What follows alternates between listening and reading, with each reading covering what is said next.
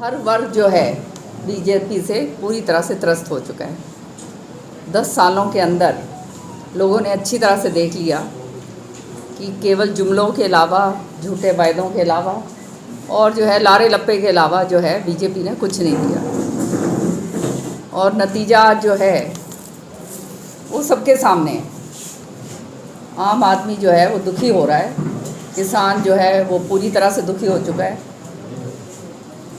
MSP जो है, सरसों का कहा गया था कि हम एक एक दाना जो है एमएसपी के ऊपर खरीदेंगे। एक एक दाने खरीदने की तो बात छोड़िए, 2 बारी करके 2 दिन खरीद करके फिर जो है उसको बंद कर दिया। और एमएसपी जो है जिस पे ख़रीदना चाहिए था वो ख़रीदा नहीं।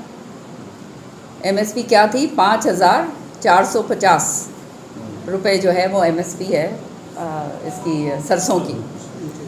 उसकी तो बात छोड़ो, जो औने पौने दाम के अंदर बेचारे जो गरीब किसान हैं वो अपने जाके बेच रहे हैं, कोई 3500 में, कोई उसमें, मतलब 2-2 हज़ार रुपये प्रति क्विंटल का नुकसान हर एक किसान जिसने सरसों बोई है उसको हुआ। अब जो है सरसों ला के मंडियों के अंदर पड़ी हुई है, मंडियों से उठान नहीं हो रहा है। अब मंडियों से उठान होएगा नहीं तो उसका जो है उसका भुगतान भी जो है किसान के पैसे का वो भी नहीं होगा। बारिश आ रही है, सारा कुछ हो रहा है, सबके सामने सब नज़र आ रही है। तो प्रॉब्लम ये है कि मतलब पूरी तरह से अनदेखी, जैसे कहा जाता है कि परवाह ले, वो हालात जो है बीजेपी ने यहाँ पर पैदा कर दिए हैं। नौजवान बच्चे जिनको 2.5 करोड़ नौकरियों के वायदा करा गया था, तो जो है फ़ौज का तो जो हाल कर दिया वो तो सबके सामने है ही। लेकिन ये जो 2.5 करोड़ नौकरियां जो कही गई थी, आज जो है ये कौशल रोज़गार योजना जो है निगम ये शुरू कर दिया। इसको मैंने विधानसभा के अंदर बहुत ज़ोर शोर से उठाया था कि ये कौशल रोज़गार योजना जो है इसको आप वैधिक दर्जा दीजिए, ताकि कोई इसका जो है कोई ना कोई लीगल सिस्टम बैठे। वो कुछ नहीं करा हुआ। जब मैंने ये प्रश्न पूछा तो ये कहा गया सदन पटल पर कि ये तो सरकारी नौकरी नहीं है, ये तो खाली ये जो है इसके लिए है, थोड़ी सी टाइम के लिए नौकरी है, कच्ची नौकरी।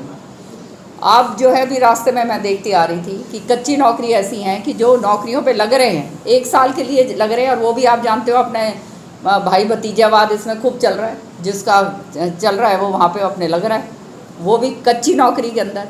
और वो कच्ची नौकरी भी जो 1 साल के लिए इन्होंने कही थी, उसमें से भी अभी जो हैं कम से कम इन्होंने ये पूरे 4-5 ज़िलों के जो पंचकुला और इधर के फॉरेस्ट डिपार्टमेंट के जो बच्चे लगाए थे अभी 2-3 महीने पहले, उनको निकाल दिया। तो मतलब जब मर्जी आया उनको निकाल भी सकते हो। कर्नाटक के अंदर बहुत ज़बरदस्त जड़ें थी इन लोगों की, बीजेपी की बहुत तगड़ी जड़ें थी।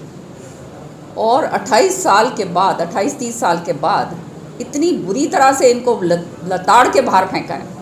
तो इसका मतलब ये है कि पूरी तरह से त्रस्त हो गए थे। वहाँ तो ये था ना 40% की सरकार थी कि हर एक चीज़ 40% का जो है भ्रष्टाचार था। यहाँ भी आप देख लो क्या हाल क्या हो रहा है, भ्रष्टाचार चरम सीमा पर है, बेरोज़गारी चरम सीमा पे है। ये जो कानून व्यवस्था है वो पूरी तरह से चरमरा गई है। मतलब कोई जो सरकार का काम होता है गवर्नेंस का, वो किसी भी तरह से जो है कहीं भी जो है उसको सक्षम जो है वो नज़र नहीं आ रहा है। आज जो है सबके सामने आ गए हैं।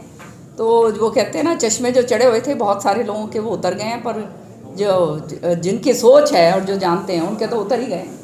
तो कर्नाटक का जो है, कर्नाटक की जीत से ये स्पष्ट होता है कि ये बात थी ना कि कोई हटा नहीं सकता। वो बबल जो था ना, वो जो गुब्बारा था, वो पूरी तरह से उसके अंदर वो फूट गया है, उससे वो बर्स्ट हुआ है। आप ये संगठन पे क्यों जोर देते हो? संगठन बनाने वालों को आप पूछो जाके। हमारे को तो ये मालूम है हमने पार्लियामेंट लड़ना है, हम अपने हक से यहाँ पे वोट मांगने आए हैं, और इसलिए मांगने आए हैं क्योंकि हमने काम करा है। पिछले 2 वर्षों से जो बीजेपी के जो कैंडिडेट हैं उन्होंने क्या करा है, श्रुति बनाम उनका देख लो। हम तो अपने हक से आए हैं, उसके लिए हम बीच में आए हैं, हमने करके दिखाया है और इसलिए हम हैं।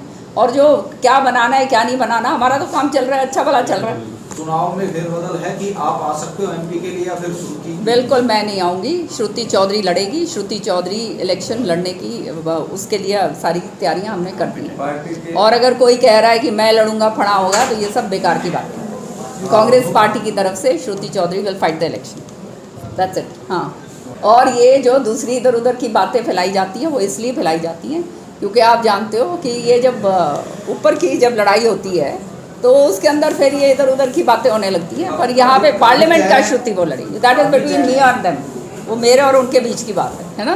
अच्छा एक चीज और बोल हाँ। रहे एक मिनट, आपने कहा श्रुति चुनाव लड़ेगी, क्या ये कांग्रेस का निर्णय है या किरण चौधरी का? कांग्रेस का कांग्रेस ने डिक्लेयर कर दी सीट। नहीं, डिक्लेयर नहीं, पर सब मोरलेस तो है ही, वो तो एवरीबडी नोज। चर्चा चल रही है। चर्चा की क्या बात है, लड़ेगी, काम खत्म। आप चाहे कैसे ही टेढ़ा मेढ़ा मोड़ के आप कर लो, श्रुति विल फाइट द इलेक्शन।